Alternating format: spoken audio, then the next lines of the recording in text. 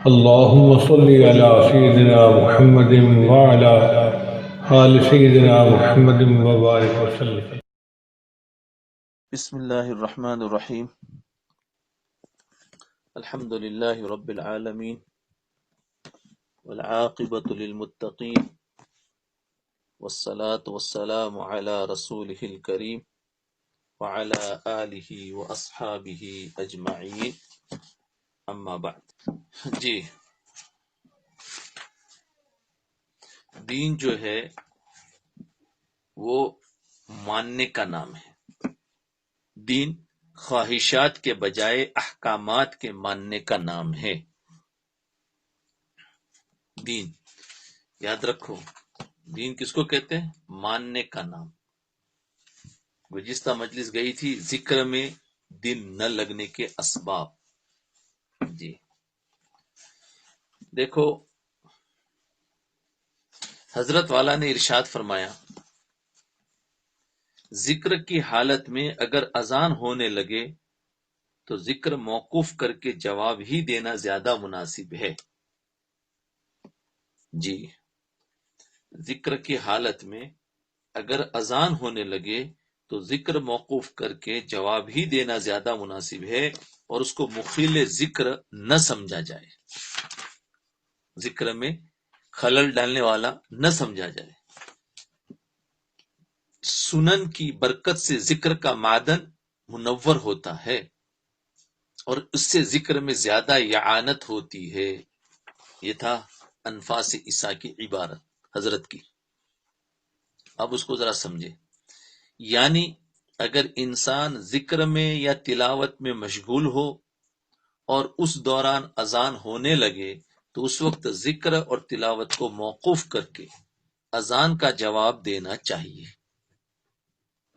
اور اذان کے جواب کو مخل ذکر نہ سمجھنا چاہیے کہ جواب دینے میں میرا ذکر چھوٹ جائے گا، میرا نقصان ہو جائے گا. فرمایا ایسا نہیں سمجھنا چاہیے کہ اس اذان کے جواب کی وجہ سے ہمارا ذکر رک گیا، اس لیے کہ اتباع سنت کے لیے آپ ذکر سے رک گئے. ذکر سے رکے کیوں؟ یہ بھی سنت وہ بھی سنت، تو اس کے نتیجے میں ذکر کا معدن اسی سے منور ہو رہا ہے. اس لیے اذان کا جواب ذکر کے اندر مخل نہیں بلکہ ذکر کے اندر مزید معین ہے اور ذکر کو زیادہ پر نور بنانے والا ہے. کیونکہ جب اذان کے جواب دینے کے لیے رک گئے تو یہ اتباع سنت میں رکے، اور اتباع سنت میں جو نور ہے وہ ذکر کو بھی مزید منور کر دے گا. سبحان اللہ. تو دیکھو، اس کے ذریعے وہی بات سامنے آتی ہے، اس سے ایک اصول نکلتا ہے نا. کیا بات سامنے آتی ہے؟ کہ جو ہمارے حضرت ڈاکٹر عبدالحی صاحب رحمت اللہ علیہ فرمایا کرتے تھے کہ دیکھو، تقاضائے وقت پر عمل کرنے کا نام دین ہے. آگے یہ مجلس ہماری گزر گئی کہ حقیقت میں تو دین کے تقاضے پر عمل کرنے کا نام دین ہے. دیکھو، جس وقت جس کام کا تقاضا ہو اس وقت وہ کام کرے، اسی کا نام دین ہے. دین ایک دوسرے سے ٹکراتا نہیں، یاد رکھو. ہاں، تو جس وقت میں جس کام کا حکم ہو اس وقت اسی کا نام دین ہے، اس وقت وہ کام کرے اسی کا نام دین ہے. یہ نہ ہو کہ اپنی طرف سے تجویز کر لیا کہ ہم تو فلاں کام کریں گے، ہم تو فلاں کام کریں گے، اب فلاں کام کرنے کی فکر ہے. اب اگر درمیان میں کسی دوسرے کام کا تقاضا آ گیا تو دل کوڑ رہا ہے، بے چین ہو رہا ہے، پریشان ہو رہا ہے، کیا بیچ میں آ گیا، اور رنجیدہ ہو رہا ہے کہ میں نے جو کام سوچا تھا کہ اس کو پورا کرنا تھا وہ نہ ہوا. اللہ بہت بڑی بات ہی. اسی لیے آج انسان کو جو تکلیف ہوتی ہے نا، وہ اپنے حساب سے کچھ سوچ لیتا ہے، تو اس کے بیچ میں جب کوئی چیز آ جاتی، دوسرا دن کا تقاضا آتا ہے کہ اس کو کرو، تو اب اس کے لیے بھاری پڑتا ہے. میں نے تو یہ سوچا تھا مجھے یہ کرنا ہے، بیچ میں یہ آ گیا، اب کیا کروں. اللہ اکبر. اب دیکھو، ایک آدمی تلاوت کر رہا ہو اور ماں باپ نے بلایا، تو اب اس کو بیچ میں ہوگا، ارے کیا میرے کو تو بلا رہے، میں تو ابھی کام میں مشغول ہوں، تو اس نے گویا تلاوت کرنے کو اپنا ایک ذہن میں بٹھا لیا تھا اور اس وقت میں کرنا ہے اور اتنا پڑھنا ہے. اب اس کے بیچ میں دوسرا تقاضا آ گیا, فرمایا اب اس کو پورا کرو.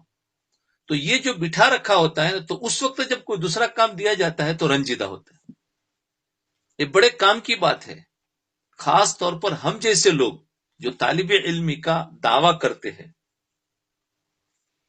اور لکھنے پڑھنے میں مشغول رہتے ہیں, ان کے لیے خاص طور پر یہ بات بڑے کام کی ہے.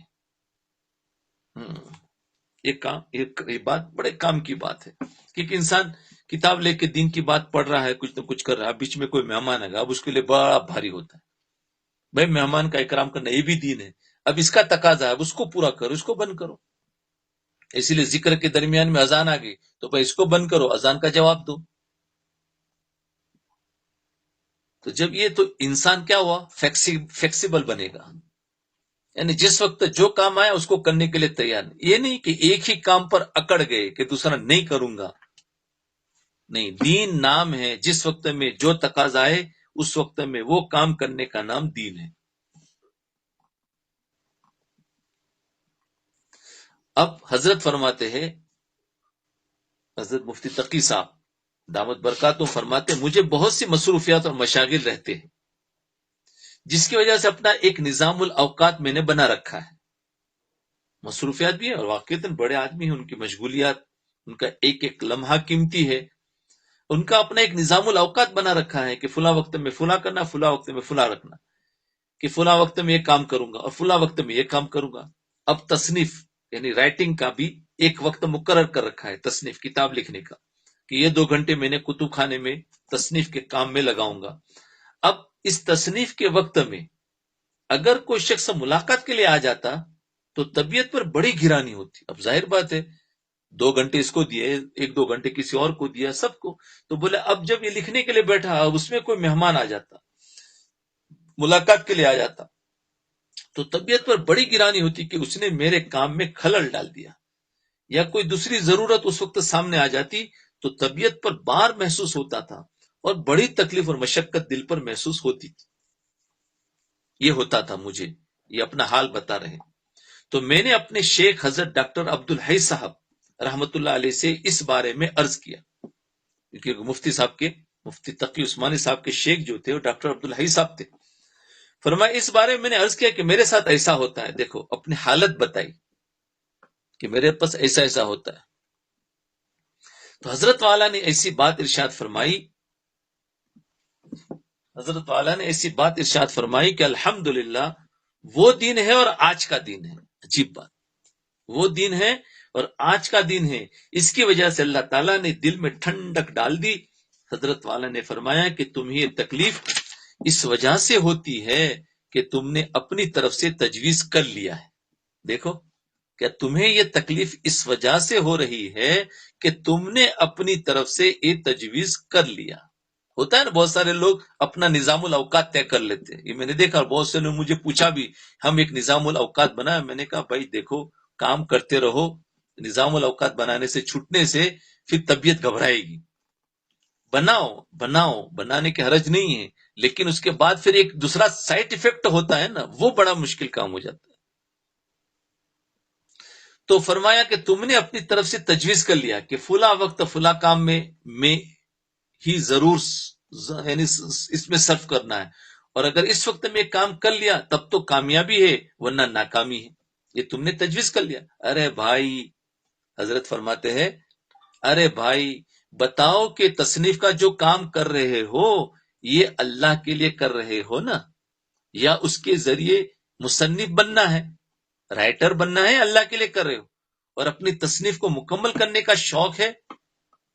اگر تمہیں مصنف بننے اور اپنی تصنیف کو مکمل کرنے کا شوق ہے تو پھر تمہارا یہ رنج اور یہ صدمہ, یہ تکلیف بالکل برحق ہے, اس لیے کہ تمہاری تصنیف پوری نہ ہو سکی کیونکہ درمیان میں کسی نے رکاوٹ ڈال دی. لیکن اگر اس کتاب کے لکھنے سے پیش نظر اللہ تعالیٰ کی رضا, اس کی خوشنودی ہے, تو پھر جب تک وہ لکھنے میں خوش ہے اس وقت تک لکھتے رہو, اور جب کوئی مہمان ملاقات کے لیے آ گیا تو اب وہ اس میں خوش ہے کہ تم اس مہمان کا اکرام کرو, اس لیے کہ مہمان کا اکرام کرنا سنت ہے. یا لکھنے کے دوران کوئی عارض پیش آ گیا، کوئی اور چیز پیش آ گئی، مثلا اس وقت والدین کی خدمت کا کوئی مسئلہ پیش آ گیا، یا بیوی بچوں کی خدمت کا کوئی مسئلہ پیش آ گیا، یا شاگردوں کی خدمت کا کوئی مسئلہ پیش آ گیا، یا کسی بڑے نے اس وقت بلا لیا، تو اب اس وقت کا تقاضا یہ ہے کہ تصنیف کے کام کو چھوڑو اور وہ کام کرو، اب ان کی رضا اس میں ہے، لہذا تمہارا کیا نقصان ہے؟ جو کام تم پہلے کر رہے تھے اس میں بھی رضا حاصل تھی، اور اب وہ کام چھوڑ کر دوسرا کام کر لیا تو یہ بھی ان کی رضا کے مطابق ہے، اور مقصود تو ان کی رضا ہے۔ سبحان اللہ، سمجھے میں؟ بہت عجیب بات، اور یہ عام سوال ہے، ٹینشن ہو جاتا ہے انسان کو، ارے کہ یہ کیا آ گیا، بلکہ انسان کے پھر سر میں درد شروع ہو جاتا ہے، ارے بولے کیا ہو گیا، میرا وہ کام پورا نہیں ہوگا۔ جی بہت عجیب۔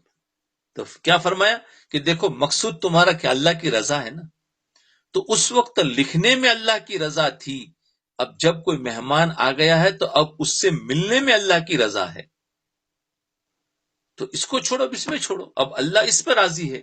یا اور کوئی کام آ گیا تو فرمایا دیکھو رضا تو دونوں طرف مقصود ہے، پھر اب غم کیوں؟ غم تو اس وقت ہو کہ جب تم کسی اور کے لیے کر رہے ہو، مصنف بننے کے لیے، رائٹر بننے کے لیے، کتاب پوری کرنے کے لیے، تو مکمل نہیں ہوگا تو غم ہونا۔ جب اللہ کے لیے کر رہے تو اللہ کی رضا تو اس میں اس سے حاصل ہو یا اس سے حاصل ہو، تو مقصود تو ان کی رضا ہے، چاہے اس سے حاصل ہو چاہے اس سے حاصل ہو۔ حضرت والا نے جب یہ بات ارشاد فرمائی تو اس کے بعد سے الحمدللہ دل میں ٹھنڈک پڑ گئی۔ اللہ اکبر، اللہ، بہت بڑی بات ہے۔ بہت سو کے سوال کا ایک جواب ملا ہوگا، جو دل ہی دل میں سوال سوچ رہے ہوں گے، سننے والوں میں بہت سارے ایسے ہیں تو جن کو یہ بات بہت پسند آئے گی، اور ان کو بھی اب دل میں ٹھنڈک پیدا ہو گئی کہ اب کوئی پریشانی نہیں، اب لڑائی جھگڑا بھی ختم ہو جائے گا، ورنہ اس سے جھگڑے شروع ہو جاتے ہیں۔ میاں بیوی کے درمیان میں بھی جھگڑے شروع ہو جاتے ہیں، کس وجہ سے؟ عبادت کے درمیان میں خلل ڈال دیا۔ کبھی بچوں کو مار دیتا ہے صرف اس لیے کہ عبادت کے درمیان میں خلل ڈال دیا۔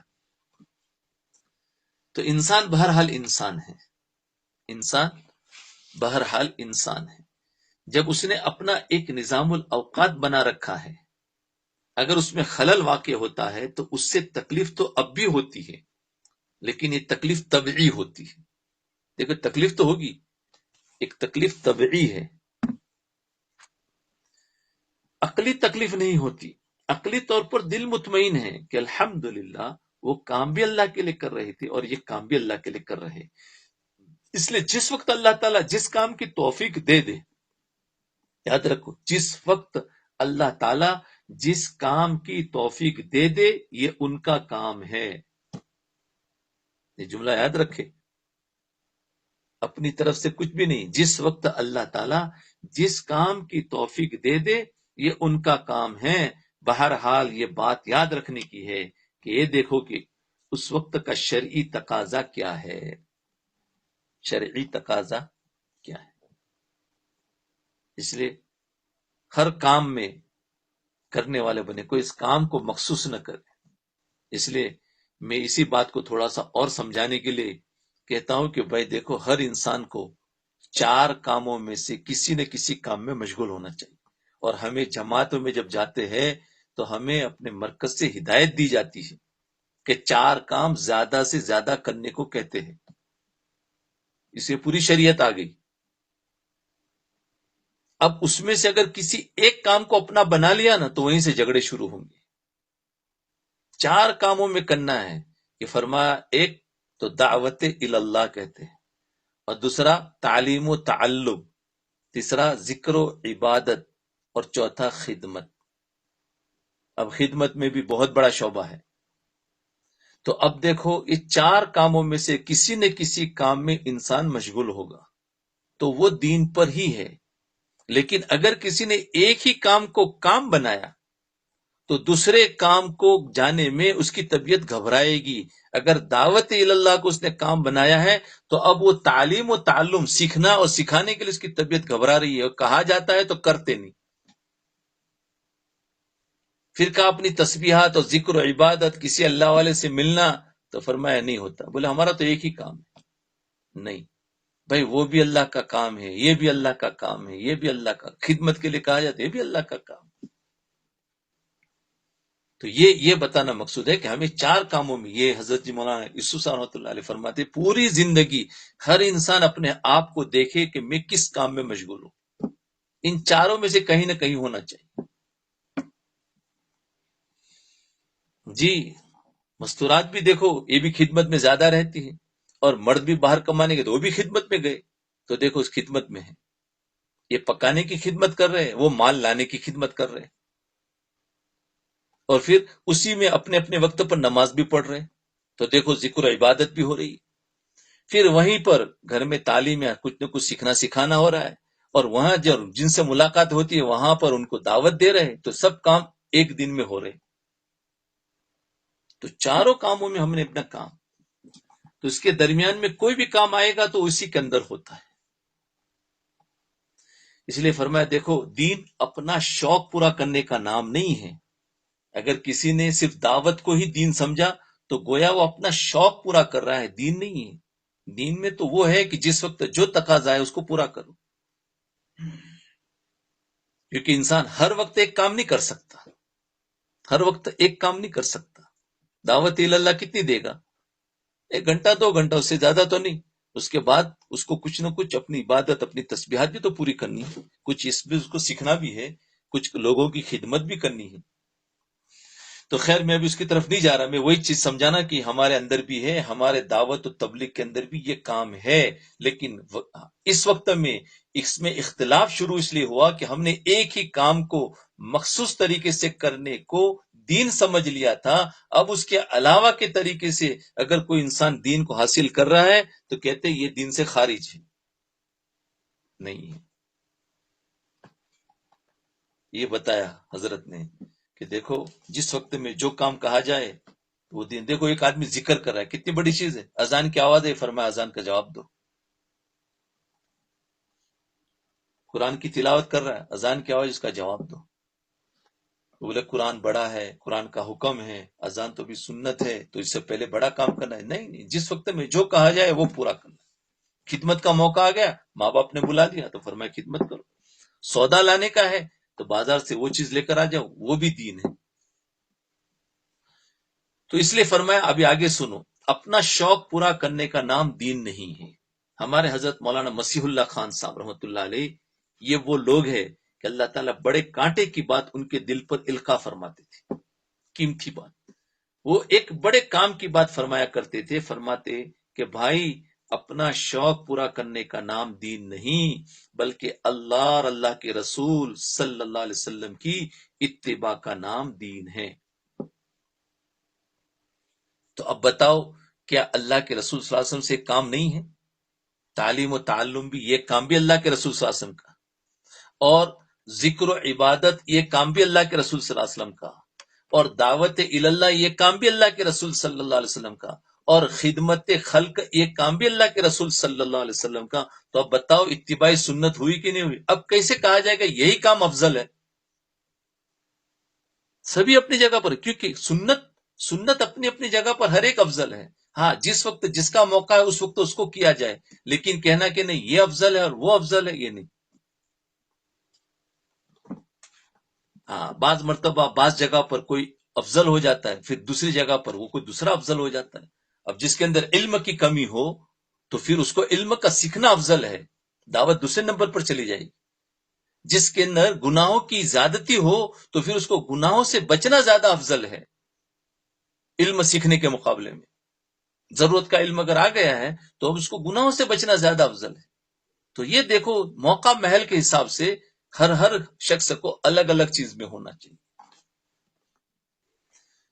تو فرمایا وہ ایک بات فرماتے تھے کہ دین بلکہ اللہ اور اللہ کے رسول صلی اللہ علیہ وسلم کی اتباع کا نام دین ہے. دیکھو یہ جملہ یاد ہوگا نا تو کچھ بھی نہیں لگے گا، ہر ایک سے محبت ہوگی، دین کے ہر شعبے سے محبت ہوگی. یہ نہ ہو کہ ہمیں فلاں کام کرنے کا شوق ہو گیا، اب تو ہم وہی کام کریں گے. مثلا عالم بننے کا شوق ہو گیا کہ مدرسے میں جا کر عالم بنیں گے. اب اس سے قطع نظر کہ تمہارے لیے عالم بننا جائز بھی ہے یا نہیں، یا مثلا گھر میں ماں بیمار پڑی ہے، باپ بیمار پڑا ہے، اور اور کوئی دوسرا شخص دیکھ بھال کرنے والا نہیں ہے، لیکن آپ ماں باپ کو بیمار چھوڑ کر مدرسے میں چلے آئے، یہ دین نہیں ہے، یہ دین نہیں ہے، یہ اپنا شوق پورا کرنا ہے۔ دین کا کام یہ ہے کہ ایسے وقت میں پڑھنا چھوڑ دو اور ماں باپ کی خدمت کرو، ایسے وقت میں پڑھنا چھوڑ دو اور ماں باپ کی خدمت کرو۔ تو دیکھو، کیونکہ اب اس وقت میں یہ تقاضا ہے نا، اس کو پورا کرو۔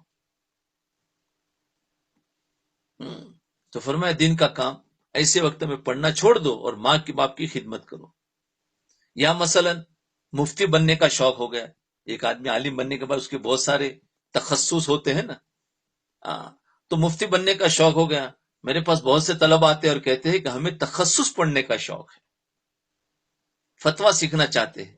میں ان سے پوچھتا ہوں کہ والدین کا کیا منشا ہے؟ جواب دیتے ہیں کہ والدین تو ہمارے تخصص پڑھنے پر راضی نہیں ہیں۔ اب دیکھیے کہ والدین تو راضی نہیں ہیں اور یہ مفتی صاحب بننا چاہتے، یہ دین نہیں، یہ اپنا شوق پورا کرنا ہے، یہ دین نہیں، یہ اپنا شوق پورا کرنا ہے۔ آج بھی ایسے ہیں بہت سارے لوگ۔ تو فرمایا یا مثلا تبلیغی سفر کرنے کا شوق ہو گیا، ویسے تو تبلیغ کرنا بڑے ثواب کا، بڑی فضیلت کا کام ہے جی، لیکن اس وقت گھر میں بیوی بیمار پڑی ہے اور دوسرا کوئی محرم دیکھ بھال کرنے والا نہیں ہے، اس وقت تبلیغ کے لیے سفر میں جانا، چلا لگانا دین نہیں، یہ اپنا شوق پورا کرنا ہے، کیونکہ اس وقت دین کا اور وقت کا تقاضا یہ ہے کہ اس بیمار کی تیمارداری کرو، اس کا خیال کرو، یہ دنیا نہیں ہے بلکہ یہ بھی دین کا تقاضا ہے۔ دیکھا، بات کھول کھول کے رکھ دی، شوق پورا کرنے۔ اور واقعتاً ہم ذرا کام کرتے کرتے پھر ذرا ایک چیز کا ہمیں شوق ہو جاتا ہے، بولے شوق پورا کرنا ہے۔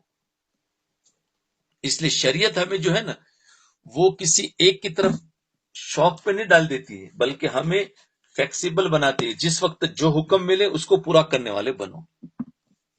شریعت کی نظر ہمیشہ اس پر ہوتی، اس لیے شریعت الگ الگ کام دیتی۔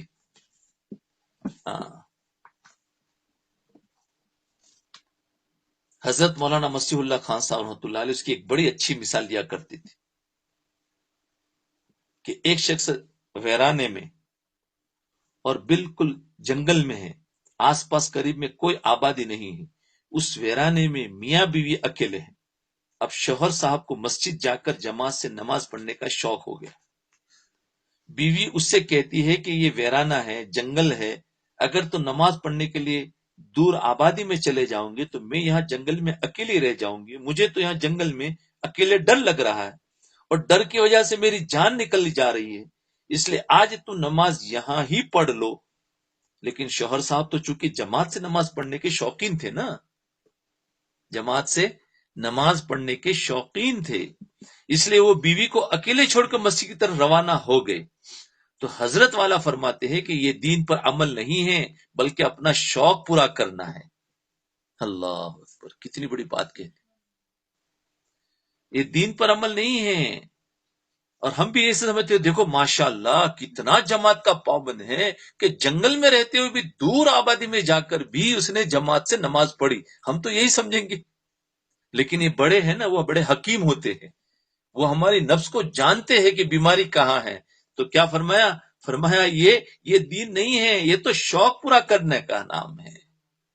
اللہ اکبر، دیکھو کیسی بیماری پکڑی۔ تو اپنا شوق پورا کرنا ہے، کیونکہ اس وقت کا تقاضا یہ تھا کہ اسی جگہ قریب میں نماز پڑھتا اور بیوی کی تکلیف دور کرتا۔ یہ صورت اس وقت ہے جہاں ویرانہ ہے، کوئی آبادی نہیں ہے، نہ کوئی دوسرا دیکھ بھال کرنے والا ہے، لیکن جہاں آبادی کے اندر یہ صورت ہو وہاں جماعت سے نماز پڑھنے کے لیے مسجد میں ہی جانا چاہیے۔ اگر کوئی آس پاس میں کوئی اڑوس پڑوس میں رہنے والے ہو اور جس میں ان کو اطمینان ہو تو پھر یہ مسجد میں جا سکتا ہے۔ لیکن یہ تو ہے کہ کئی سفر میں کر رہے اور سفر کرتے وقت راستے میں کہیں قیام کرنا پڑا۔ بہرحال کسی کو جہاد کرنے کا شوق ہے، کسی کو تبلیغ کرنے کا شوق ہے، کسی کو مولوی بننے کا شوق ہے، کسی کو مفتی بننے کا شوق ہے، اور اس شوق کا نتیجہ ہے کہ دوسروں کے جو حقوق اپنے ذمے ہیں ان کی ادائیگی کا کوئی خیال نہیں کہ اس وقت میں ان حقوق کا تقاضا کیا ہے۔ اللہ اکبر، شوق۔ اس لیے فرمایا جب کوئی رہبر بنا کر کام کرو گے نا تو پھر وہاں پر شوق ختم ہو جائے گا، اطاعت آئے گی. اور اگر اکیلے اکیلے کریں گے، اکیلے ایک سوچ لیتے ہیں کہ اب میں مولوی بن گا، مجھے کیا بولے، مجھے یہ کرنا ہے. ارے مشورہ کرو، اللہ والوں سے ملو، ماں باپ سے بھی مشورہ لو، اور وہ جو کہے اس پر کرو، تو وہ دین ہے. حضرت اویس قرنی رحمت اللہ علیہ کو دیکھیے، اس سے بڑے سعادت دنیا میں کوئی ہو نہیں سکتا، اس سے بڑی سعادت دنیا میں کوئی ہو نہیں سکتی کہ جناب رسول اللہ صلی اللہ علیہ وسلم کی زیارت نصیب ہو. اب حضور کی زیارت کتنی بڑی سعادت ہے. صحابیت کا وہ مقام جو کسی کو اس کے بغیر میسر آ ہی نہیں سکتا کہ وہ سرکار دو عالم صلی اللہ علیہ وسلم کی زیارت کرے. اس سے بڑا مقام اور کون سا ہو سکتا؟ صحابیت کا یہ مقام ان سے چھڑا دیا گیا. کیوں چھڑا دیا گیا؟ ماں کی خدمت کی وجہ سے چھڑا دیا گیا. اس کا نتیجہ یہ ہوا کہ اللہ تعالیٰ نے، دیکھو صحابیت کا مقام نہیں ملا لیکن اس کی ماں کی خدمت کی وجہ سے، لیکن اس کا نتیجہ یہ ہوا کہ اللہ تعالیٰ نے ان کو وہ مقام عطا فرمایا کہ حضور اقدس صلی اللہ علیہ وسلم حضرت عمر رضی اللہ عنہ کو نصیحت فرما رہے ہیں کہ اویس قرنی ایک بزرگ ہے جو قرن سے تشریف لائیں گے، جب تمہاری ان سے ملاقات ہو تو ان سے اپنے حق میں مغفرت کی دعا کرانا. ان سے اپنے لیے، یہ صحابی ہے اور وہ تابعی ہے، تو تابعی صحابی سے نیچے ہوتا ہے، تو صحابی کو فرمایا گیا کہ تم ان سے اپنی مغفرت کی دعا ان سے کرانا. کیوں؟ کہ ایک عذر کی وجہ سے نبی صلی اللہ علیہ وسلم کی زیارت نہیں کر سکے، ماں باپ کی خدمت. اس وقت ان کا دن کا تقاضا وہ تھا. اب بتاؤ، ایک نبی کے دیکھنے کی شوق اور صحابت کا مقام ملنے کو بھی چھوڑ دیا، کس وجہ سے؟ ماں باپ کی خدمت کرنے. اتنا بڑا مقام تو آج کل کوئی ہے نہیں. تو ماں باپ کی خدمت یا اور کوئی ضرورت ہو دینی تو اس کو چھوڑ سکتے ہیں. یہ مقام اتباع سے اور وقت کے تقاضے پر عمل کرنے سے حاصل ہوتا ہے. یہ مقام کب ملتا ہے؟ اتباع سے. یاد رکھو، اتباع سے اور مقام وقت کے تقاضے پر عمل کرنے سے حاصل ہوتا ہے. یہ نہیں کہ دل میں کسی عمل کا شوق پیدا ہو گیا، یہ نہیں کہ دل میں کسی عمل کا شوق پیدا ہو گیا، اس سے مقام نہیں. اتباع سے اور وہ عمل کرنا شروع کر دیا. اس کے لیے کسی رہنما کی اور شیخ کی ضرورت ہوتی ہے. اس کے لیے کسی رہنما کی، رہبر کی اور شیخ کی ضرورت ہوتی ہے. یہ جو کہا جاتا ہے کہ کسی شیخ سے تعلق قائم کرو، یہ در حقیقت اسی واسطے ہے، ایسے موقع پر وہ صحیح رہنمائی کرتا ہے، ورنہ آدمی یا تو افراط اور تفریط میں مبتلا ہو جاتا ہے. ہاں، وہی شوق میں چلا جائے گا. یہ باتیں جو میں بتا رہا ہوں، ان باتوں کو کوئی شخص میری طرف منسوب کر کے اس طرح آگے نقل کر دے گا کہ وہ صاحب تو یہ کہہ رہے تھے کہ مفتی بننا بری بات ہے، وہ تو تبلیغ کے مخالف ہے، وہ تو تبلیغ کے خلاف کہہ رہے تھے کہ تبلیغ میں چلا لگانے نہیں جانا چاہیے، اور وہ تو یہ کہہ رہے تھے کہ جہاد میں نہیں جانا چاہیے. حالانکہ اصل بات یہ ہے کہ سب اپنے اپنے وقت میں اللہ تعالی کی رضا کے کام ہے. دیکھو، وہی بات آئی جو میں نے شروع میں بتائی کہ 4 کاموں میں ہمیں وقت لگانا ہے، سب اپنی اپنی جگہ پر دین کے کام ہیں. تو وہی رضا کے لیے، حالانکہ اپنے اپنے وقت میں اللہ تعالیٰ کی رضا کے کام. یہ دیکھو کہ کس وقت کا کیا تقاضا ہے، اس وقت کیا مطالبہ ہو رہا ہے، اس مطالبے کے مطابق عمل کرو، اس تقاضے پر عمل کرو. یہ نہ ہو کہ اپنے دماغ سے ایک راستہ تجویز کر لیا کہ مجھے تو یہ کرنا ہے، پھر اس کے مطابق چل کھڑے ہوئے. یہ دین نہیں ہے. یاد رکھو، یہ دین نہیں ہے. دین یہ ہے کہ ہر موقع پر یہ دیکھو کہ وہ کیا کہہ رہے ہیں، وہ کس بات کا حکم دے رہے ہیں. کسی نے خوب کہا ہے، میرے محبوب میری ایسی وفا سے توبہ، میرے محبوب میری ایسی وفا سے توبہ جو تیرے دل کی کدورت کا سبب بن جائے، جو تیرے دل کی کدورت کا سبب بن جائے. بظاہر دیکھنے میں تو وہ وفا معلوم ہو رہی ہے. میرے محبوب میری ایسی وفا سے توبہ، بظاہر تو وفا معلوم ہو رہی ہے، لیکن جو تیرے دل کی کدورت کا سبب بن جائے وہ کیسی وفا ہے؟ وہ تو بے وفائی ہے. وہ تو بے وفائی ہے. کہ محبوب میری ایسی وفا سے توبہ جو تیرے دل کی کدورت کا سبب بن جائے، یعنی جس سے تو ناراض ہو جائے تو پھر وفاداری کیا ہے؟ وقت کے تقاضے پر عمل نہیں کیا اور شوق پر پورا کرنے کے لیے گئے تو وفاداری ہے، لیکن وفاداری میں بے وفائی ہے۔ سمجھ میں آگئی؟ ہاں، کیونکہ کوئی گناہ تو کام نہیں ہوا نا، تو وفاداری ہوئی، لیکن وفاداری جس سے اللہ ناراض ہو رہے تو پھر بے وفائی ہے۔ وفائی کیا ہو؟ وہ تو بے وفائی ہے۔ سہاگن وہ جسے پیا چاہے، لہذا اصل چیز دیکھنے کی یہ ہے کہ میرے اس عمل سے وہ راضی ہے یا نہیں۔ کیا بھائی؟ وہ راضی ہے یا نہیں، یہ ہے اصل تو چیز یہ ہے۔ میرے والد صاحب رحمۃ اللہ علیہ فرمایا کرتے تھے کہ ہندی زبان کی ایک مثل ہے، سہاگن وہ جسے پیا چاہے۔ اس مثل کے پیچھے ایک واقعہ ہے، وہ یہ کہ ایک لڑکی کو دلہن بنایا جا رہا تھا، اس کو سنگار کر کے سجایا جا رہا تھا۔ اب میک اپ کے بعد جو کوئی اس لڑکی کو دیکھتا اس کی تعریف کرتا کہ تو بہت خوبصورت لگ رہی ہے، تیرا چہرہ اتنا خوبصورت ہے، تیرا جسم اتنا خوبصورت ہے، تیرے کپڑے، تیرا زیور بہت ہی خوبصورت ہے، سب اس کی تعریف کرتے۔ لیکن وہ لڑکی سب کی تعریف سن کر کسی خوشی کا اظہار نہ کرتی اور سنی انسنی کر دیتی۔ کسی نے اس لڑکی سے کہا کہ یہ تیری سہیلیاں تیری اتنی تعریف کر رہی ہے، اس سے تجھے کوئی خوشی نہیں ہو رہی ہے؟ تو اس لڑکی نے جواب دیا کہ ان کی تعریف کرنے سے کیا خوش ہوں، ان کی تعریف کرنے سے فرمایا تیری کرنے سے کیا خوش ہوں، اس لیے کہ ان کی تعریف تو ہوا میں اڑ جائے گی، اس لیے کہ ان کی تعریف تو ہوا میں اڑ جائے گی۔ بات تو اس وقت ہے کہ جس کے لیے مجھے سوارا جا رہا ہے وہ میری تعریف کرے اور وہ پسند کر لے کہ ہاں یہ خوبصورت ہے، تب تو فائدہ ہے اور اس کا اثر یہ ہوگا کہ اس سے میری زندگی سنور جائے گی۔ لیکن اگر یہ سہیلیاں تو میری تعریف کر کے چلی گئی اور جس کے لیے مجھے سوارا گیا تھا اس نے مجھے ناپسند کر دیا، تو پھر اس دلہن بننے کا اور اس سنگار کا کیا فائدہ؟ یہ واقعہ سنا کر حضرت والد صاحب رحمۃ اللہ علیہ فرمایا کرتے تھے کہ یہ دیکھو کہ جس کے لیے وہ کام کر رہے ہو اس کو پسند ہے یا نہیں۔ دیکھو یہ ہے، جس کے لیے وہ کام کر رہے ہو اس کو پسند ہے یا نہیں۔ اگر لوگوں نے آپ کو کہہ دیا کہ او ماشاء اللہ آپ تو بڑے مفتی صاحب ہے، یا آپ تو بڑے مولانا صاحب ہے، یا آپ تو بڑے وہ ہے، لوگوں نے کہہ دیا کہ یہ شخص بڑا مبلغ ہے، بڑا ذمہ دار ہے، فلاں کا ساتھی ہے، تو تبلیغ میں بڑا وقت لگاتا ہے، ارے اللہ کے راستے میں نکلا ہوا ہے۔ اگر لوگوں نے کہہ دیا یا کسی کے بارے میں کہہ دیا کہ یہ شخص بڑا مجاہد ہے، مجاہد اعظم ہے، بتائیے کہ لوگوں کے اس کہنے سے کیا حاصل ہوا؟ کچھ نہیں۔ بات اس وقت ہے کہ جس کے لیے سب کام کر رہے ہو وہ کہہ دے کہ بندہ دو عالم سے خفا میرے لیے ہے، وہ کہہ دے کہ بندہ دو عالم سے خفا میرے لیے ہے، اس وقت فائدہ ہے۔ اس لیے کہ ان اعمال سے ان کو ہی راضی کرنا مقصود ہے۔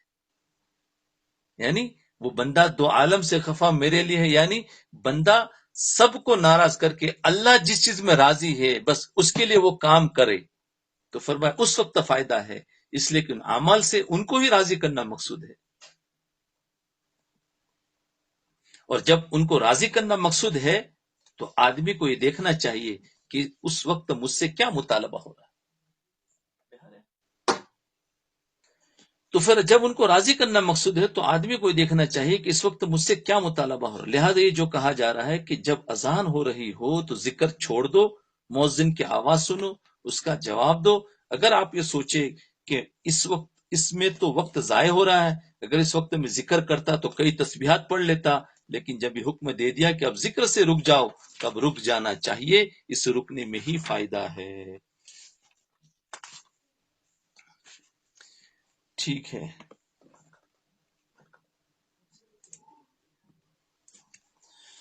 چلو بس تھوڑے مہمان آ گئے ہیں تو اب بات کو یہیں سے روک رہا ہوں انشاءاللہ۔ دیکھو وہی بات ہوئی نا کہ درس چل رہا ہے، مہمان آ گئے تو اسی پر عمل کرنے کا وقت آ گیا کہ جس وقت میں اللہ جس حال میں رکھے وہی دین ہے، تو اس وقت میں میرا سب سے پہلا امتحان آ گیا کہ اب ان کو ملنا دین ہے. درس بھی ہمارا ہو گیا الحمدللہ. تو جو اس وقت میں جو پچھلے بیانات کسی کے چھوٹ گئے ہو تو وہ سنے، یا جو ہو چکے اسی کو دوبارہ سنے، تاکہ ہمارا وقت برابر لگتا رہے اسی ٹائم میں. اور اس کو سنیں گے تو انشاءاللہ دوبارہ فائدہ ہوگا، دوبارہ سمجھ میں آئے گی بات کو. تو ٹھیک ہے انشاءاللہ. تو ہم دعا پڑھ لیتے ہیں. سبحان اللہ بحمدہ، سبحانک اللہم وبحمدک، اشہد ان لا الہ الا انت، استغفرک واتوب الیک. سبحان ربک رب العزت عما یصفون، وسلام علی المرسلین، الحمدللہ.